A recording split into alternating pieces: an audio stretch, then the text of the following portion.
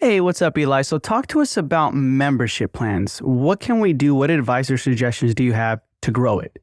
Yeah, definitely. First and foremost, thank you, Michael, for having me on. I appreciate it. But yeah, membership plans. So I think a lot of the content we see existing out there right now discusses the benefits of having one, the why around that, also the how. So how to build one, how to market one, how to effectively manage it on that day to day. But what I think, miss a lot of times is that bigger question. And I think it's one of the biggest and most important things with any system that you're going to implement in a practice, but definitely with a membership plan. And that's, how do you get that team buy-in? So how do you get people excited about this? How do you get everyone from, whether that be the front desk, office manager, hygienist, all the way back to the doctor, talking about this? And that's how we see the most effective practices operate, is when everyone's on the same page, you've got a good culture, you've got that team buy-in. We have data from McKinsey and Company that says about 70% of business initiatives, whether it be a dental practice or any business tries, often fail. So 70% of those. And when we look at this, it's not because people are doing these for the wrong intentions. I mean,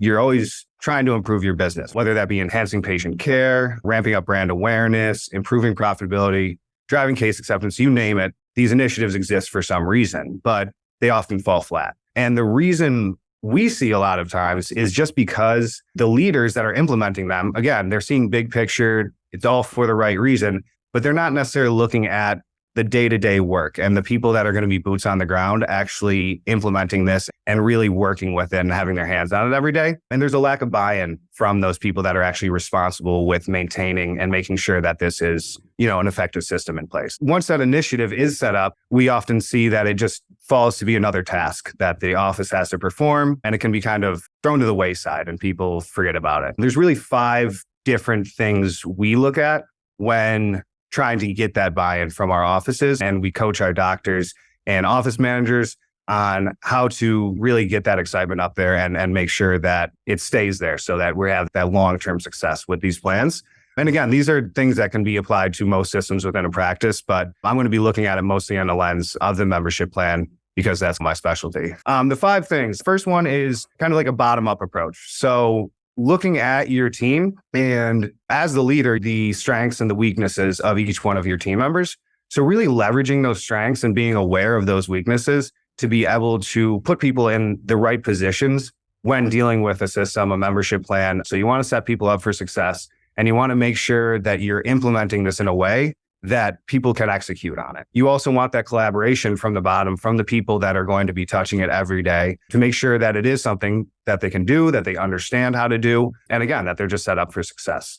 This also comes down to role modeling, right? So the leader, as the leader, whether that's the dentist, the office manager, whoever's the champion of the membership plan in your office, you need to make sure that they're role modeling that behavior. So you want your team to be excited about it, you need to be excited about it. That energy is contagious. So just making sure that if you're asking your team, hey, why aren't we talking about this? And you as a leader haven't been talking about it at all, maybe it's time to do some self-reflection on that. So really leading with purpose and being that role model that you want. So it's kind of a bottom up, making sure that you're taking those people that are going to be touching it into account, but it's also top down from the role modeling perspective. So the second thing that we preach as far as making sure that we have that buy-in is educating or training, and then making sure that you're retraining. The education and training is really around everything membership plan associated. So that might be the value around it. So why are we offering this to our patients? Why is this better than pushing them into the PPO marketplace? And why is this easier for us than having to deal with those PPOs as far as efficiency and ease of use and everything?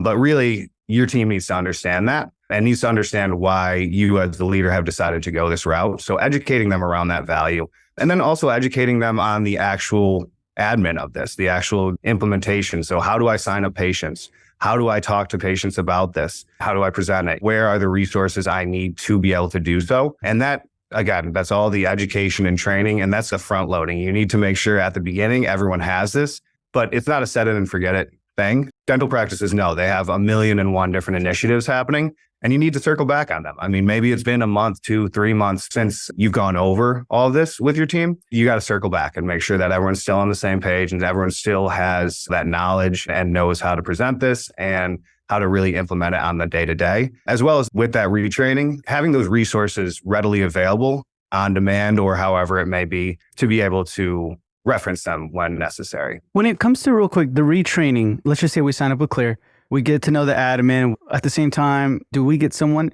that teaches us when we sign up with Clear? Yeah. Let's just say exactly. real quick. From day one. Yep. From day one, someone's teaching us, we're learning, the team's learning too, they're training. So the retraining part would be what? It's more like, hey guys, every month we talk about it. We're like, this is the scripts we should be using to present it into people. Or is that what you mean? Yeah. So, I mean, I can't really put a one size fits all, but yes, pretty much. So whatever cadence you think your team needs. The other thing is too, is we're seeing a lot of turnover in dental teams as well. So making sure that if someone new joins the team, are they getting trained? A lot of times it'll be like, oh, we went through that. We signed up with Clear. Everyone knows it. You get new staff members. Let's make sure we're training them. But yeah, and whatever cadence you feel is effective and good for your team, if that's monthly, if that's quarterly, maybe it's yearly. Going back and making sure if you have scripts that you're recommending, that everyone still has those scripts and is up to date on those, and just running back through the plans. You might be selling these plans as a front desk person, but you might not have looked at them in a while. Do you know what's on those plans? Just look back, make sure that you're referencing that stuff that you went over when you first implemented it. Awesome. Okay, I like that. All right, so number 3. Number 3 and 4 kind of blend together. So the number 3 is make it simple. That just makes it easier on everyone. One of the big benefits of a membership plan, everything's there in black and white for both your staff and for the patients. I'm paying this much a month or a year, and I'm getting this and this much off of additional treatment.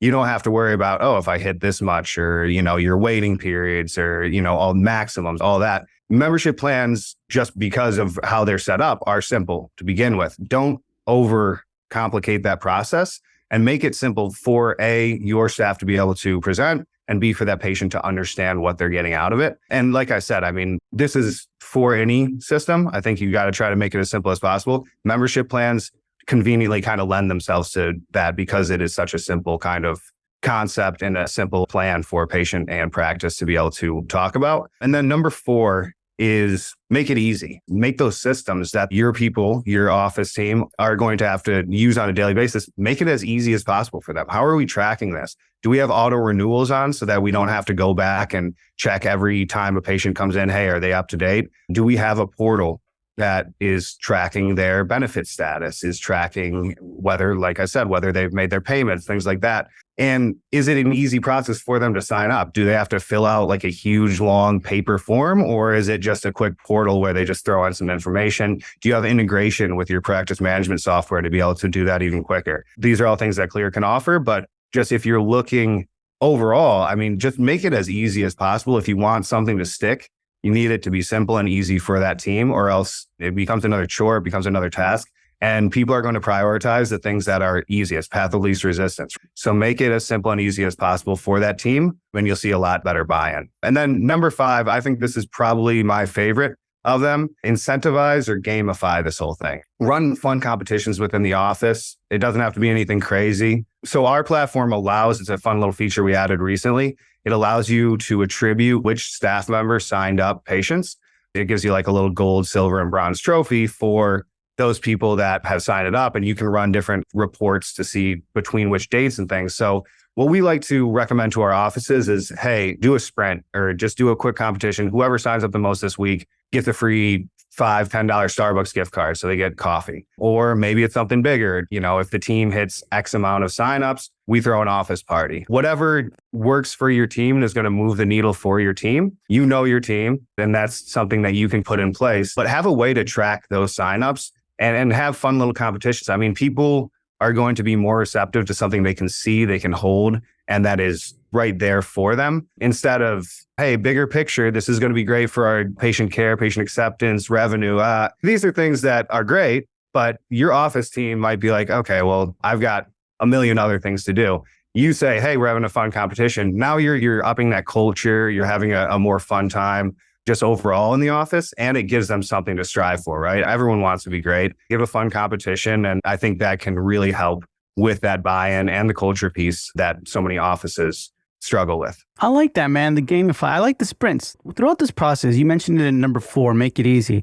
Where do you guys, from your research, because I know you guys have a lot of data, right? Where do you mainly see people drop the ball? Because I feel like people spend time like, okay, you know, 2 office visits, 2 prophies, all these things, right? Then they get excited. They're like, oh, these people are going to, somewhere the ball drops within that year of like, what happens? That's a great question. And I think a lot of it does come down to this buy-in piece. So it's just the leadership or whoever's making the decision to implement this are like, this is going to be great for our office. We're going to be able to increase revenue, increase treatment acceptance. But somewhere along the lines there, the people that are actually using it, either they don't understand the value of it, or, you know, people are pre-wired in dental to be like, okay, PPOs, if I have an insurance plan, I go to the dentist. If I don't, I don't. So the whole mentality around membership plans, I think it's beginning to shift and people are understanding it more. But it can be a little bit of a retraining of how you think about coverage and making sure that everyone, whether that be the patients or whether that be the staff, have had that little bit of a rewiring and understand, hey, this is another option that is just as good, if not better, than my employer-funded insurance plan.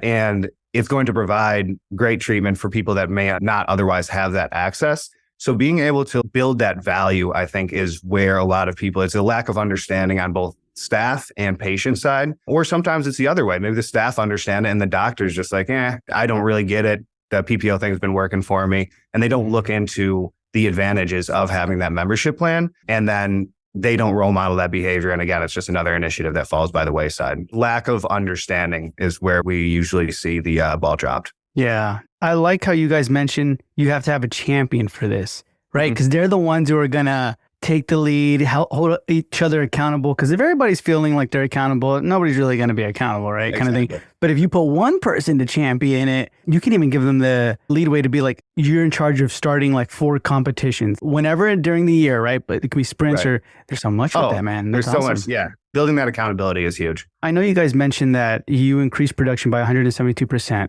with the membership plans. How you do that? Yeah. So, I mean, really what it boils down to, and I always tell doctors when I'm talking to them about this, is the recurring revenue. It's great. Obviously, you get that coming in. It increases valuation. You have just passive income from the subscription. But really where doctors are going to be making their money here is that increased production from increased case acceptance. And the reason that happens is because when those members come in to get their pro fees done, normal checkups, that gives you the ability to build a better relationship with those patients, which then makes it easier for them to say yes to that treatment because you've created that trust. And you also have more opportunities to be able to diagnose them for more treatment. Just getting them in the door. That's the big thing here. Getting them in the door for those pro fees. They're going to come in 2 to 3 times as often. It gives you more opportunity to A, build trust, and B, get them to accept more treatment. And that's where we see that huge, boon in both production and case acceptance. All right, man. And I know we talked about this before a little bit in the episode, but